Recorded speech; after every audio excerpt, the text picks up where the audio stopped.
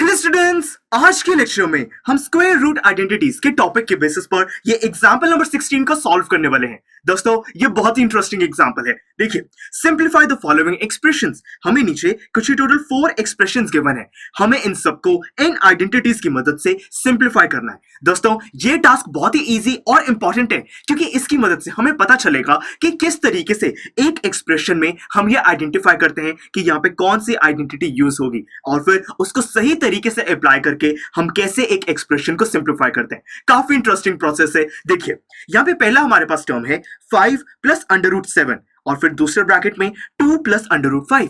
अब दोस्तों, हमें यहां पर नोट करना है कि सिमिलर टर्म्स कौन सी हैं। देखिए, यहां पे कोई भी ऐसी टर्म नहीं है जो कि रिपीट हो रही है, मतलब कि बेसिकली ये सारी हमारी डिफरेंट टर्म्स हैं। हम इसको ए कंसिडर कर सकते हैं, इसको बी, इसको सी और इसको डी। यहां पे चेक करते हैं कि ऐसी कौन सी आइडेंटिटी है जो कि 4 डिफरेंट टर्म को एड्रेस करती है। देखिए, यहां पे under root A plus under root B, फिर अंडर रूट ए माइनस अंडर रूट बी, यानी कि यहां पे तो कॉन्सेंट्रेट 2 सिमिलर टर्म्स पे किया जा रहा है, तो इसको यूज नहीं कर सकते। सेकंड टर्म में भी यही है। थर्ड टर्म में under root A plus under root B, under root C plus under root D, ये दोस्तों सही टर्म है। हम इस एक्सप्रेशन को, इस आइडेंटिटी को यूज कर सकते हैं अपने इस एक्सप्रेशन में। देखिए, यहां पे क्या हो रहा है, यहां पे हम अंडर रूट ए को अंडर रूट सी से मल्टीप्लाई कर रहे हैं, फिर अंडर रूट ए को अंडर रूट डी से मल्टीप्लाई कर रहे हैं, फिर ये जो बी है इसको सी से मल्टीप्लाई कर रहे हैं, और फिर बी को ही डी से मल्टीप्लाई कर रहे हैं। दोस्तों, यही चीज हम यहाँ पे फॉलो करेंगे। यहाँ पे वैसे जो 5 है, हालांकि वो 5 हमारा अंडर रूट की फॉर्म में नहीं है, बट तरीका यही यूज होगा। देखिए, यहाँ पे हम क्या करेंगे, पहले 5 को 2 से मल्टीप्लाई करेंगे,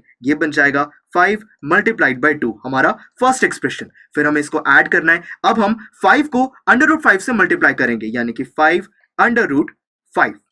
फिर उसके बाद हमें अंडर रूट 7 को कंसिडर करना है, इसको 2 से मल्टीप्लाई करेंगे, बन जाएगा 2 अंडर रूट 7। उसके बाद हमारी लास्ट टर्म यानी कि अंडर रूट 7 को अंडर रूट 5 से मल्टीप्लाई करेंगे, यानी कि अंडर रूट 7 और अंडर रूट 5, इसको ब्रैकेट में प्लेस कर देते हैं। अब इसको थोड़ा सा और सिंप्लीफाई करते हैं। देखिए, 5 2 जा होता है 10, सिंपली 10 लिख सकते हैं। इसके बाद 5 अंडर रूट 5, इसको और सिंप्लीफाई करने की जरूरत नहीं है।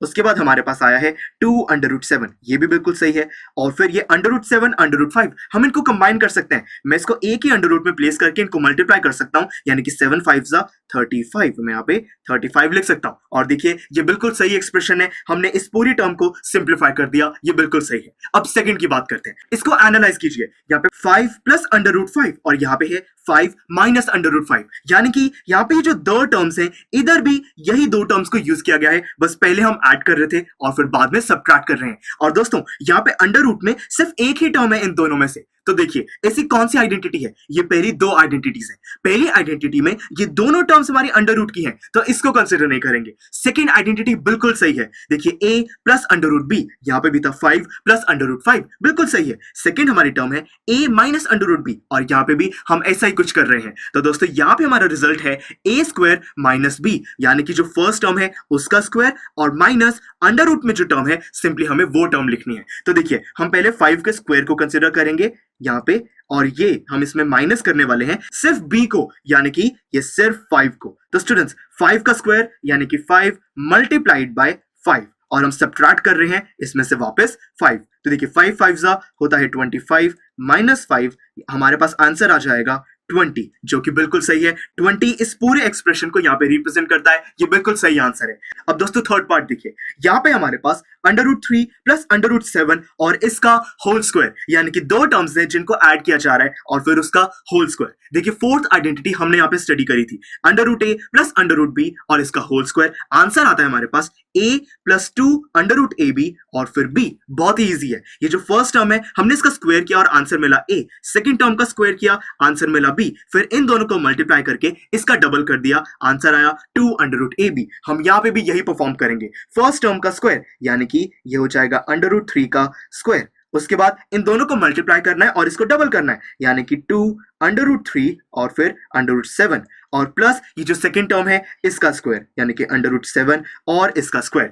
देखिए दोस्तों, अंडर रूट 3 ये स्क्वायर रूट है और इसका स्क्वायर कर रहे हैं, अंडर रूट भी हट जाएगा और स्क्वायर भी हट जाएगा, सिंपली रह जाएगा हमारे पास 3। यहाँ पे हमारे पास है 2 और अंडर रूट में हम 7 को 3 से सिंपली मल्टीप्लाई कर सकते हैं, बन जाएगा 21, प्लस यहाँ पे स्क्वायर रूट 7 और इसका स्क्वायर कर रहे हैं, स्क्वायर रूट भी हट जाएगा, स्क्वायर भी रह जाएगा 7। आप इसको और सिंप्लीफाई कर सकते हैं। देखिए, 7 प्लस 3 होता है 10 और उसके बाद प्लस 2 अंडर रूट 21।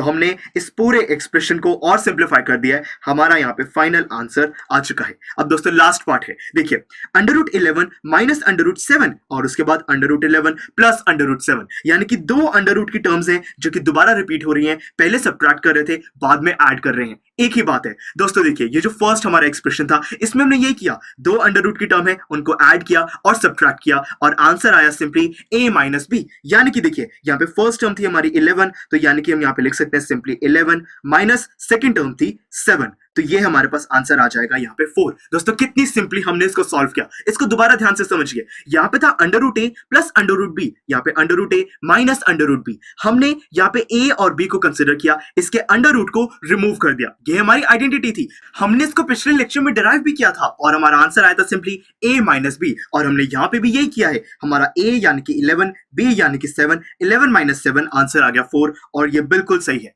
तो स्टूडेंट्स हमने आज के लेक्चर में बहुत ही बढ़िया तरीके से इस पूरे एग्जाम्पल को सॉल्व किया, ये जो भी एक्सप्रेशंस थे इनको आइडेंटिटीज को यूज करके हमने सिंप्लीफाई कर दिया है। अब आपका एग्जाम्पल नंबर 16 में कोई भी डाउट नहीं होना चाहिए। तो चलिए मिलते हैं अगले लेक्चर में जिसमें हम इसी तरीके से एग्जाम्पल नंबर 17 को सॉल्व करेंगे। See you in the next lecture. I am sure students आपको ये लेक्चर काफी पसंद आया होगा और ऐसे ही मजेदार तरीके से अपने हर एक कॉन्सेप्ट क्लियर करने के लिए डाउनलोड कीजिए PU Stack ऐप को, जहां पर आपके पास और भी बहुत सारे ऑप्शंस होंगे जैसे कि back exercise solutions, tip videos, sample papers and much more. So what are you waiting for? Download the app now.